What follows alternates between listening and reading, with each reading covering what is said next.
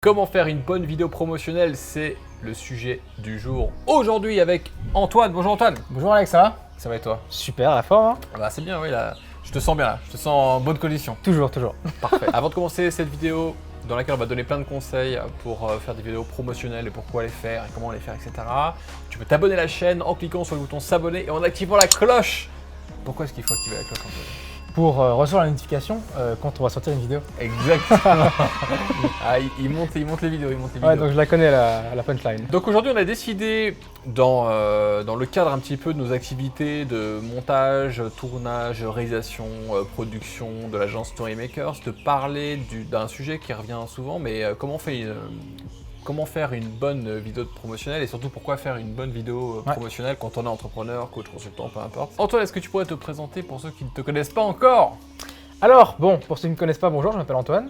Donc ça fait maintenant 2 ans que je travaille avec Alex, donc que je réalise toutes ces vidéos, que je fais toutes ces photos. Là, on a décidé avec Alex, vu que la collaboration marchait super bien, de lancer une boîte de production pour faire profiter de cette expertise à plus de personnes. Oui. Ça faisait déjà quelques mois qu'on travaillait avec des bons clients d'Alex et comme le système marchait vraiment bien, on s'est dit bah allez maintenant on lance ça au grand public et donc voilà, on est là maintenant. Cool, merci Antoine pour cette présentation express. Première question, pourquoi faire une vidéo de promotion de son produit, de son service, de son entreprise, même si on ne travaille pas sur internet par exemple, à quoi ça sert, pourquoi c'est important de le faire? Ok, alors pourquoi faire une vidéo de promotion? Parce qu'aujourd'hui pratiquement tout passe par la vidéo. La vidéo, c'est un canal qui permet de retenir beaucoup de choses et du coup de montrer aussi que vous soyez une marque, que vous soyez une personne et que vous voulez vendre une formation, que vous faites du e-commerce, que vous fassiez en fait n'importe quoi. La vidéo est un canal essentiel pour permettre de montrer ce que vous faites et de le vendre en fait, surtout de le vendre. Donc, voilà. Oui, je me souviens moi quand j'étais coach en relation et que je faisais du relooking pour hommes, j'avais commencé à produire vraiment des vidéos sympas pour l'époque en 2008-2009 et c'était une révolution incroyable à l'époque. C'était vraiment genre, waouh, il y a cette vidéo là et tout. YouTube n'était pas du tout aussi développé qu'aujourd'hui. Aujourd'hui, la place de la vidéo, elle est énorme. Sur internet, on a des statistiques. Est-ce que tu les connais par cœur? Alors les statistiques, Il est en train de loucher sur l'écran. Je les connais par cœur sur l'ordinateur. Alors, dis-nous un peu. 82%, c'est le trafic internet global représenté par les vidéos en 2021 selon HubSpot. 157%, c'est le trafic organique généré par les vidéos provenant des moteurs de recherche, selon HubSpot toujours. 144%, c'est le taux de boost de conversion pouvant être réalisé en utilisant une vidéo performante. En synthèse, si tu utilises la vidéo pour ton entreprise, que ce soit des produits physiques en e-commerce, même pour le restaurant de mes parents par exemple, ou que tu sois infopreneur, la vidéo a une force de traction qui est phénoménale et les prospects ainsi que les clients sont beaucoup plus sensibles à une vidéo qu'à une page juste avec une photo ou un texte. La vidéo est omniprésente et représente justement la plus grosse part de trafic d'internet. Ouais, et avec la digitalisation aussi de tous les business en fait, parce que maintenant la digitalisation est très importante pour n'importe quel business. La vidéo c'est vraiment un canal essentiel dans tout ce qui est plateforme digitale, Facebook, YouTube, etc.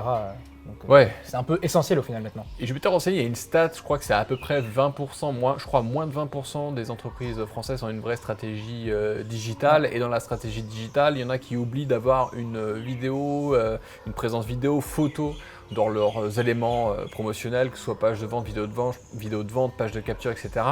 Et nous, quand on regarde un petit peu, quand on a des prospects qui viennent nous contacter pour produire ça, eh bien, on remarque dans leur marché, comme des secteurs un peu à la ramasse, comme la restauration, quoique la restauration, maintenant, ça commence à évoluer avec toutes les émissions de télé, les gens sont habitués à communiquer, mais encore, quand on voit un peu tous les concurrents de mes parents, par exemple, ils sont à la ramasse totale dans leur région. Et avec nos partenaires, on leur a sorti un site et nous, on s'occupait de la production vidéo-photo et ça fait une différence qui est énorme.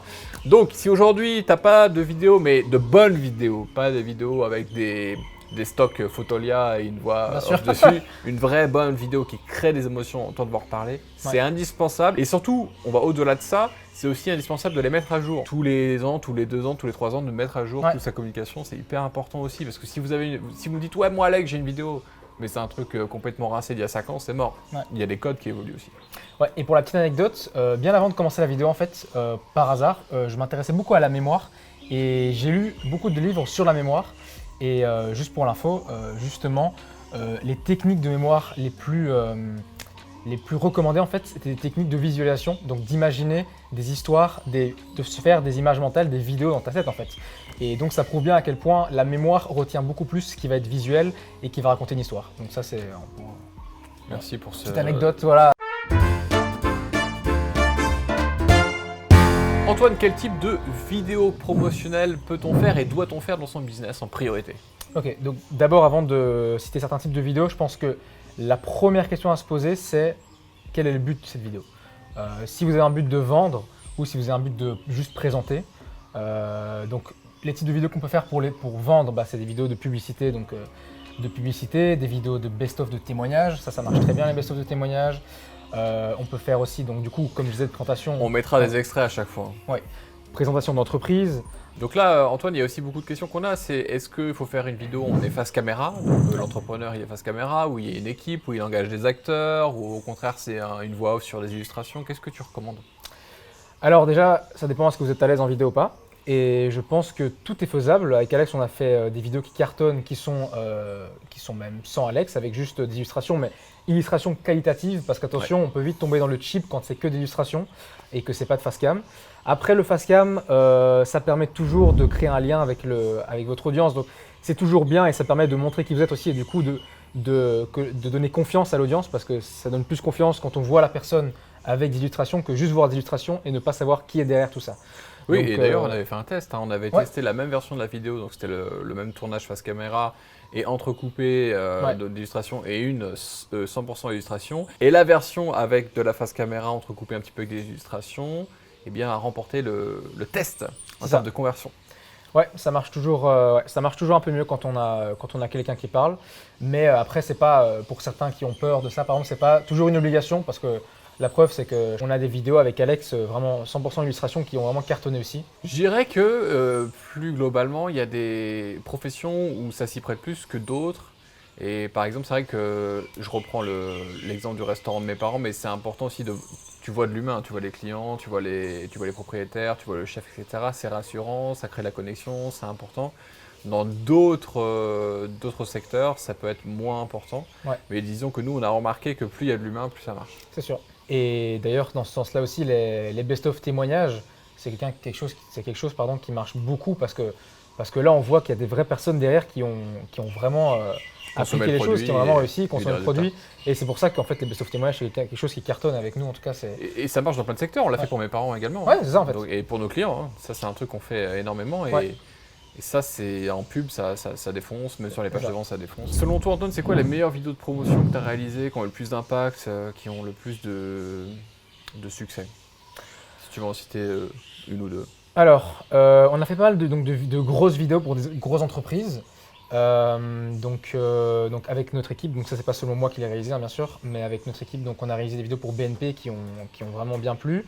Mais moi, si je dois vraiment dire les vidéos qui ont le plus cartonné et sur lesquelles je vois vraiment le plus de résultats, au final, c'est des vidéos d'infopreneuriat qu'on a fait avec toi, qui sont vraiment, genre comme je disais, les best-of témoignages ou les pubs. Au Covid, on a fait des pubs très sentimentales en fait, où vraiment on parlait qu'il était temps de bouger parce que la crise, ça allait pas aller mieux. Et je pense que ça a vraiment plu aux gens. En tout cas, ça les a fait réagir et passer à l'action. Une touche émotionnelle. Donc, si tu peux insérer le plus d'émotions possible dans ce que tu fais. Et je me souviens aussi même la vidéo d'introduction du Disco Live qu'on utilise maintenant même dans notre nouvelle masterclass pour lancer un business. Je te mets le lien juste en dessous ou au-dessus.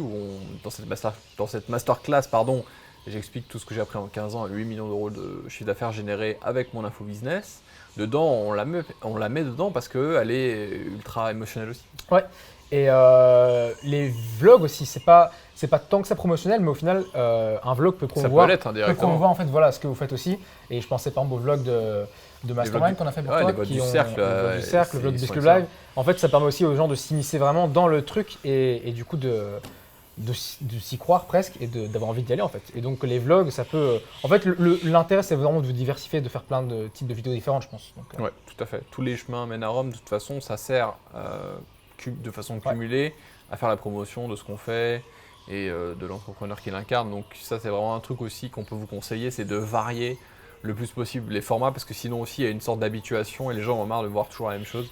C'est ça. D'ailleurs, on essaie un peu de varier les formats, je fais intervenir de plus en plus la team dans la chaîne Ouais. parce qu'on a plein de choses à partager. C'est clair. Maintenant que tu nous as partagé ces informations, est-ce que tu pourrais nous dire par quoi on commence lorsqu'on veut faire une vidéo promotionnelle? Ouais. Quel est le processus qui va de la création au tournage? Comment ça se passe? Ok, bah moi déjà comme je disais là tout à l'heure, la première chose pour moi à faire, la première question à se poser c'est quel est le but de cette vidéo? Oui, alors ça c'est une bonne question, ça peut paraître con, mais du coup il y a plein de gens qui veulent faire des choses, qui veulent faire de la pub, qui veulent faire des vidéos, qui veulent faire des photos, mais ils savent pas vraiment pourquoi. Ouais. Ils ont peut-être regardé une vidéo comme ça, mais qui va pas jusqu'au bout des choses et qui trouvent pas la raison. C'est ça. Ouais, je pense que Quelles sont des bonnes raisons, excuse-moi de te couper, quelles sont des bonnes raisons de faire des vidéos de promotion? avoir quelque chose à montrer, quelque chose à vendre. Oui, Voilà, par exemple. tout simplement. Un message à passer, Un message à passer. un positionnement à affirmer Voilà. aussi. Et du coup, ouais, donc la première question à se poser, c'est ça. Et je pense que la deuxième question à se poser, c'est où va aller cette vidéo et à qui elle va être montrée. Donc voilà, je pense qu'au début, c'est du questionnement, vraiment comprendre ce que vous allez devoir faire comme vidéo. Donc dès que vous êtes posé toutes ces questions, que vous savez où va aller la vidéo, quel est le but de cette vidéo, à qui va être montrée cette vidéo, la deuxième chose à faire, c'est de soit faire vous-même, soit de faire appel à une équipe de production pour faire une vidéo professionnelle. Et donc la deuxième étape, du coup, ça va être le scriptage de la vidéo.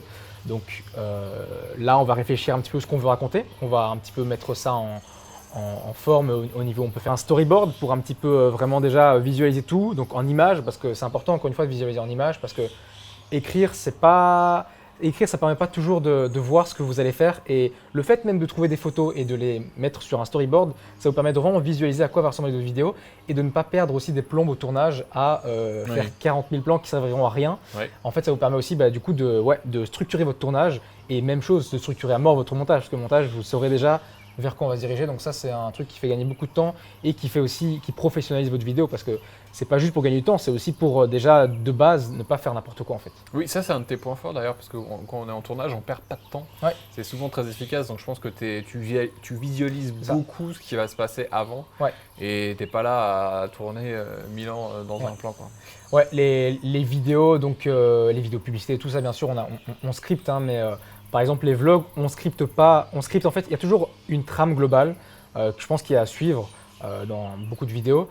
Et on scripte pas tout spécialement, mais il y a toujours une trame qu'on garde en tête, parce que si vous faites tout dans n'importe comment, dans n'importe quel sens, votre vidéo en fait, il n'y aura aussi aucun sens. Et du coup, les gens, ils ont besoin d'être transportés d'un point A à un point B et pas de faire n'importe quoi. Et au final, ils sortent de la vidéo, ils se disent ok, ouais. Qu'est-ce qui s'est maintenant, passé? ouais, qu'est-ce qui s'est C'est quoi passé, le message? Voilà, je sais pas ce qui s'est passé, je sais pas c'est quoi le message. Il n'y a pas eu de fin, je reste sur ma fin, voilà. Ouais. J'ai rien vu au final. So what? C'est Voilà. ça. Ok, intéressant. Est-ce qu'il y a une autre étape par la suite, une fois que donc, on script, on tourne, pour le montage, est-ce que tu as des indications particulières, précises? Donc après le montage, l'étape suivante pour moi, c'est de faire des allers-retours avec le client pour vérifier que tout est ok, pour vérifier que la vidéo représente bien ce qu'il voulait, et ensuite du coup de présenter ça parfois même même faire un test sur une audience, je sais rien. Ouais, bien sûr, on peut tester, on peut montrer. montrer à quelques personnes. Et moi j'aime bien cette phase-là où tu sors une première version parce que tu vois, j'analyse les choses. Je suis pas excessif dans mes retours en mode non, là il y a un degré nanan, c'est juste l'ajustement Pareto précis des choses qui vont vraiment upgrader après le montage. Et ça c'est indispensable. Il y a rarement une vidéo qui sort en se disant c'est parfait. Et je pense que c'est un vrai processus collaboratif et d'amélioration continue que d'affiner les choses. Alors maintenant, Antoine, on va rapidement parler du matériel et du budget, parce qu'il y a des gens qui nous posent des questions, notamment nos clients qui veulent se lancer au début, avant de faire appel à une agence de production comme la nôtre par exemple. Quel matériel on peut utiliser pour commencer, dans quel budget? Alors donc, si donc vous décidez de commencer par vous-même et que vous n'avez pas le budget pour faire appel à une agence de production comme nous par exemple, moi ce que je vais conseiller, c'est pas de commencer à acheter 40 000 trucs de matériel, c'est en fait déjà commencer avec votre téléphone, parce qu'aujourd'hui on a des téléphones qui sont vraiment top. Les derniers iPhones, ça fait des vidéos déjà super. Donc moi je ne vais pas vous conseiller tel type de caméra ou quoi, je vais vous conseiller déjà de commencer avec votre téléphone, de voir ce que ça donne et de prendre du temps aussi au montage, parce que le montage ça fait beaucoup.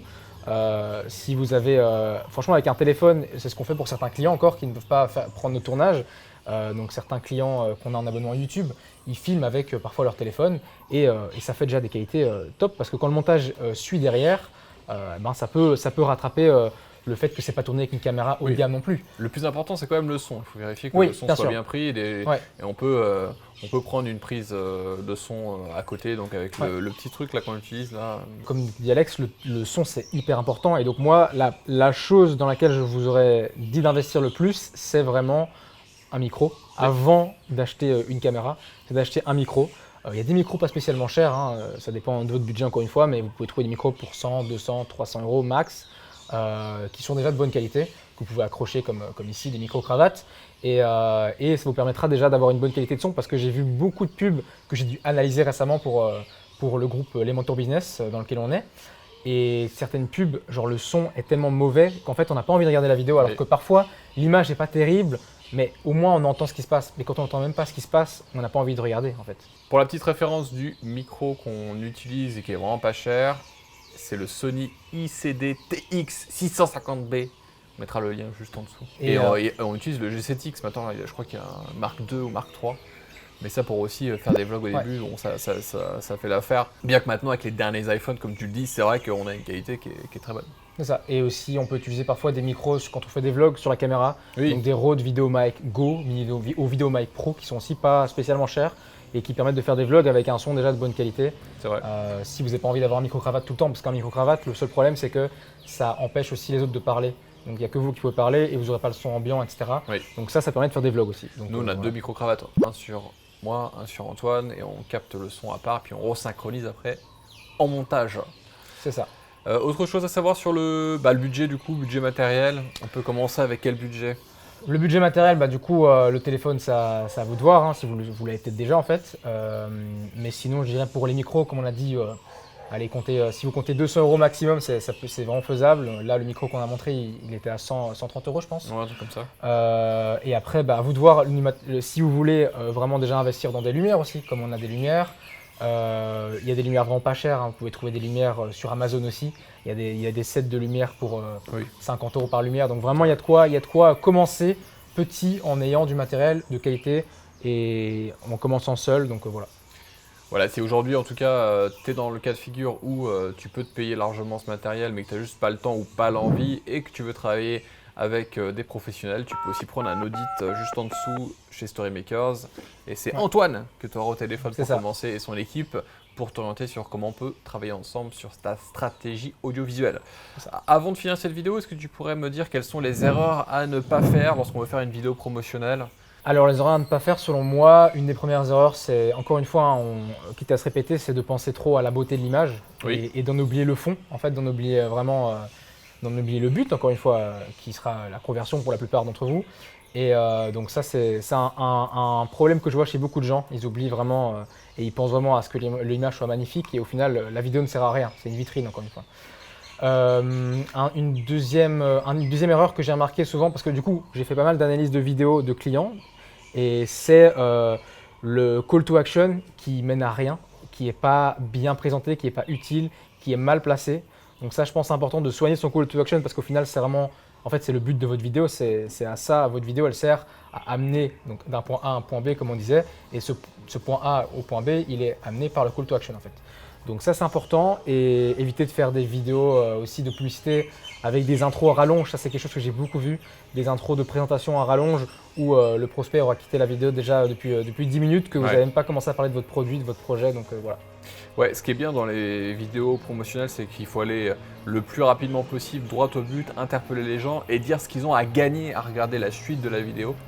Un autre conseil aussi que je voudrais partager, c'est d'essayer de se défaire le plus possible des musiques génériques qu'on entend partout et d'essayer de faire un peu de recherche. Pareil avec les images de stock, essayer de s'en défaire le plus possible. Nous, on utilise encore aujourd'hui, mais on a quand même maintenant une belle base de nos propres images. Ouais. Et plus on illustre avec nos propres images, et plus ça rend authentique, et plus ça donne vraiment envie de regarder la vidéo, parce que ça fait pas un truc genre random, pioché à droite et à gauche. Donc là aussi, je t'encourage à cultiver l'originalité, ne serait-ce que ce soit pour la bande sonore en essayant de chercher un peu des stocks un peu nouveaux, un peu frais, comme on a l'habitude de le faire aussi, et d'avoir de plus en plus ses propres images d'illustration, parce que sinon on bah, tu vas avoir une vidéo un peu comme tous les autres en fait, et ça va pas vraiment avoir d'âme. Ouais, et donc pour rebondir sur ce qu'Alex dit, justement, c'est aussi quelque chose qu'on fait avec nos clients, c'est que quand on va faire un tournage, en fait, on profite pour vraiment aider le client dans sa globalité et on lui tourne aussi beaucoup de vidéos d'illustration pour ses pubs. On ne fait pas juste tourner la pub et puis on se casse. Ce qu'on fait, c'est qu'on tourne la pub, mais on tourne beaucoup d'images d'illustration qu'on pourra réutiliser dans ses autres pubs, dans n'importe quoi en fait, Ouais. dans des vidéos de présentation, N'importe où, dans des sur fonds de sites. Voilà, des fonds de sites, ce que j'allais dire.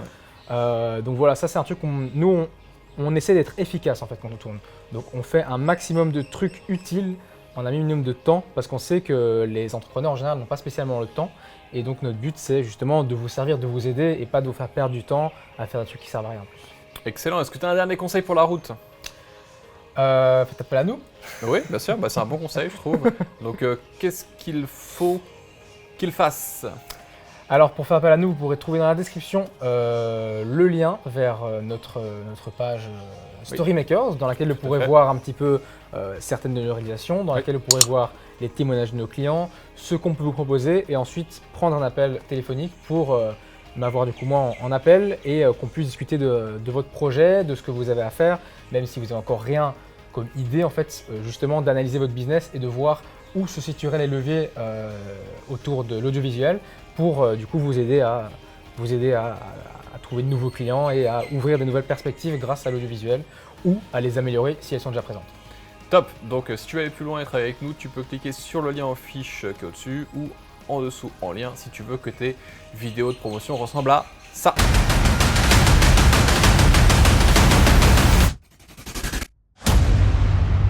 Voilà, je crois qu'on n'a plus rien à dire. Je pense Merci. que c'est voilà, on est bien. Merci à toi Antoine. Avec plaisir. Si tu as des questions, tu peux laisser juste en dessous et n'oublie pas, donc on t'a mis toutes les références de ce dont on a parlé dans cette vidéo en bas et en fiche. Merci et à très bientôt. Ciao. Ciao.